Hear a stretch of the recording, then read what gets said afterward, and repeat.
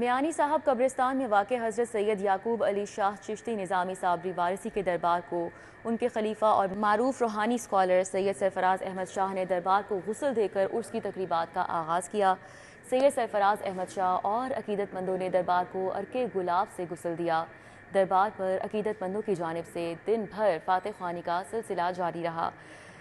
تقریب غسل کے موقع پر معروف روحانی اسکالر سید سرفراز احمد شاہ کا کہنا تھا کہ فقیر مانگنے والا نہیں ہوتا، فقیر مانگتا نہیں عطا کرتا ہے، فقیر عاجزی کا پیکر اور انکساری کا مرکہ ہوتا ہے۔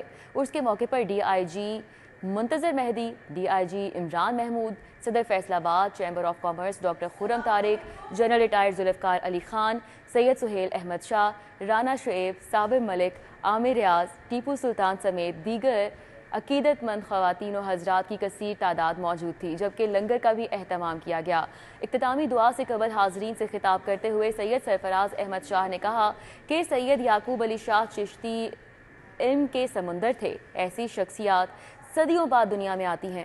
انہوں نے پوری زندگی صبر، استقامت، عاجزی میں صرف کی۔ عرس کی ایک روزہ تقریب سید سرفراز احمد شاہ کی دعا کے ساتھ اختتام پذیر ہو گئی۔